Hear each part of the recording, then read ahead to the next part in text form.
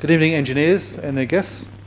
My name is Robert Vazilla, and as President of Australia Engineers UK chapter, I'd like to welcome you to the Engineers Australia New Zealand end of year event. Since the founding of this chapter in 1978, the committee has hosted a Christmas soiree or end of year event every 2 years here in Australia House.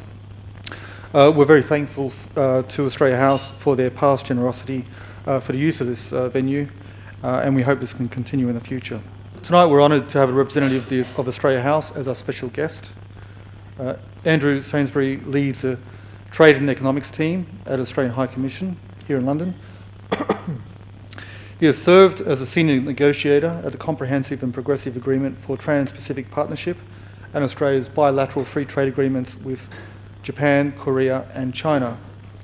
He has served as the First Minister for Australia's permanent mission to the World Trade Organization in Geneva.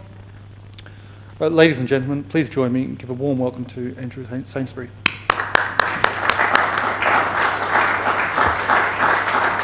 So good evening, everyone. It's a pleasure to be here. As Robert mentioned, I head our trade and economic team here. I've been here for the last almost 18 months. And as a trade and economic person and a trade negotiator, we've had so much engagement with Engineers Australia. They've been such a fantastic professional body to work with, always professional, always helpful in working with us to prosecute the trade and economic interests broadly, but also specifically the interests of engineers. Certainly, so I need absolutely no convincing of the value of engineers and all the points of benefit that they bring to relationships, to national construction, national wealth. So we're huge supporters. Pleasure to be here. And I think Robert will say more, but I just also want to say a quick thanks to Francis for the lovely music. It's just wonderful, so thank you, Francis. Yeah. And indeed, I mean, I've been here for 18 months, but it's not just me that says this. It's our High Commissioner all the way down. It's an incredibly exciting time to be in the UK, working on the Australia-UK relationship. There really are so many areas of new collaboration and growing collaboration on top of what is already a really strong and growing, a strong relationship, a strong trade and investment relationship. One of those elements is the new free trade agreement, which we have with the UK, which entered into force in 2023. And we're already really seeing some of the benefits of that FTA flow through. Just to name a few, we've got services exports have seen double-digit growth on both sides, and that includes areas like business services, which actually are our most valuable exports to each other, in the region of $2.5, $2.6 billion going each way. Construction services up 300%. Transport services 38%, so really showing the strength and importance of the services dimension to the trade agreement and the trade negotiations. High quality investment, you probably know the UK is the second largest investor into Australia, and the UK is our second largest destination for overseas investment. So the investment relationship provides this really strong and ongoing ballast to our relationship. That's been growing rapidly. In the time that I've been here, there's been a real noticeable step up of large institutional investors too in Australia. So the superannuation funds, Macquarie, together, in the time that I've been here, there's been public announcements about new investment plans totaling almost £50 billion. So we're talking really big new investments in transformational projects, a lot in the renewable energies and green sector too. So all very exciting. Mobility is improved. We've got new options in terms of especially working holiday schemes, which allow a much greater range of ages and professions to sort of utilise that what is before been more about, as the High Commissioner likes to say, pouring pints. It's now much more about opening it up to young professionals as well. We have an interesting pilot visa that runs from the UK to Australia, which is focused on innovation and early careers. And we've got a professional services working group that's tasked, its job is to really keep working on that important area of mutual recognition, which is so important to the movement of professional service suppliers. And just more broadly, with the focus of both our countries on really trying to drive new growth, trying to help drive the energy transition, there is so many initiatives, AUKUS, you can really see the role of engineers, fitting into all of these. So you're a very precious commodity that we all want more of.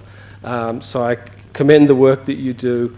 It's a great honour, as I said, to help open the proceedings here, and I wish you all the best for the evening this evening. So thank you.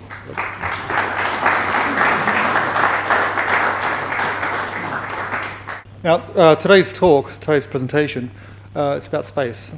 Space is a new frontier, but it may surprise nobody that most of the work is carried out on Earth.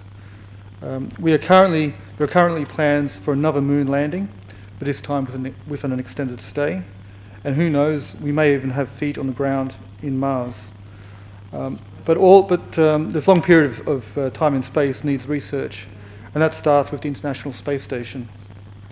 So I'd like now to introduce two of our finest engineers who are working in the field of space.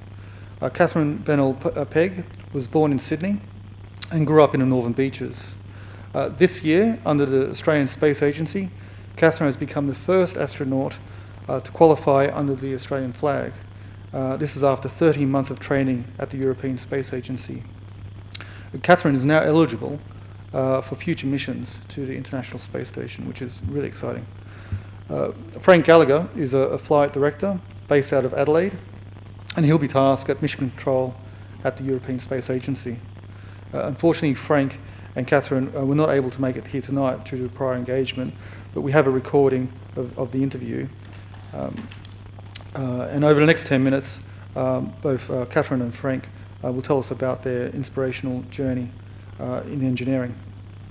I hope you enjoyed this interview, and depending on Catherine's deployment, we may find this is a precursor to a future face-to-face event where for the first time for Engineers Australia, it'll be staged a tech talk from outer space. Let's keep watching.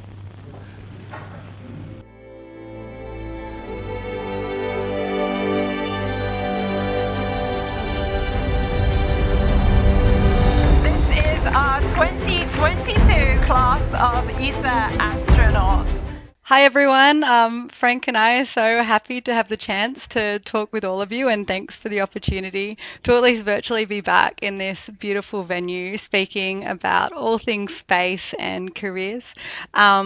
It's exciting to be here with Frank. I'll let him introduce himself in a moment, but Frank and I go way back to his days as a young graduate early in Australia. But yeah, Frank. Thank you, Catherine. Hello everyone. Pleasure to be here. My name is Frank Gallagher.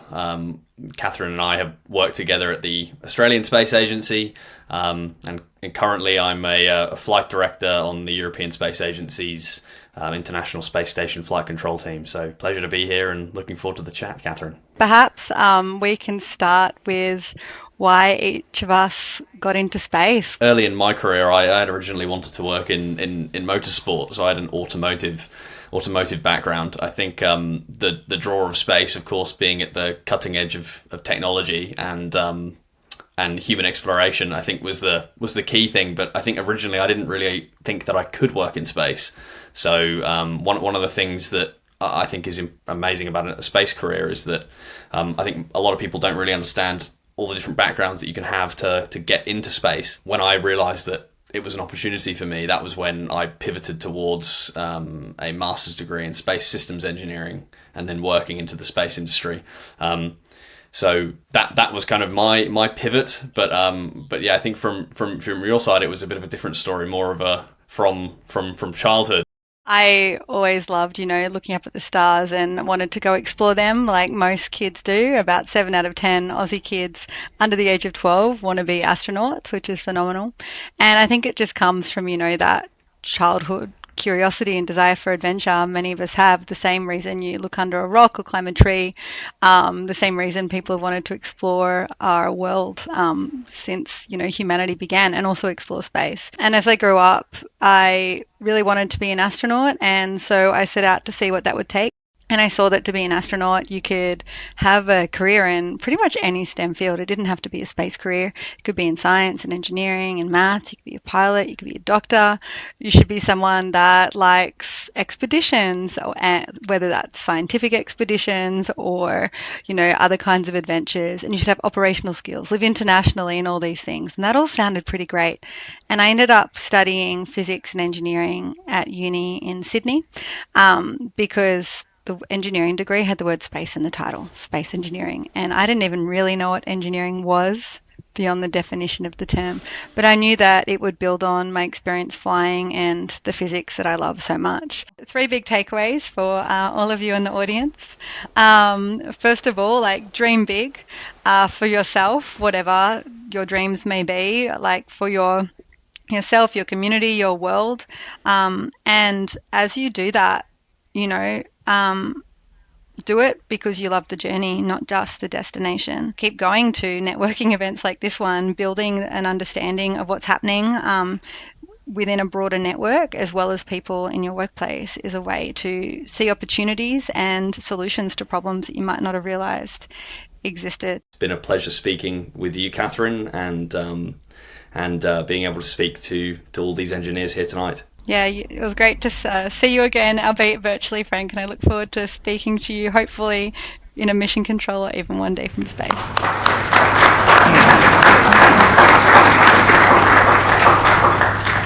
So there's a QR code on the screen. If you would like to, just take a shot of that. The interview was cut down to 10 minutes, just so, as exciting as it was, we didn't want to have it for too long. There's a 45-minute interview, the full length. So you can go through a QR code and have a look at your leisure.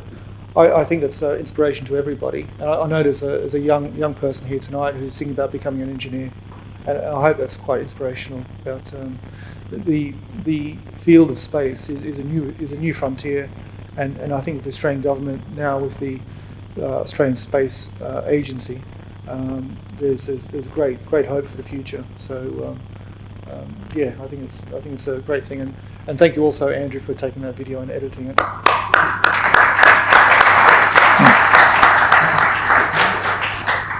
Now, back to networking, but you've been listening to Frances perform. Our performer tonight is one of Australia's most talented young singer-songwriters based here in London. She's played to a full house at leading jazz venues and festivals. Please welcome back Frances Madden.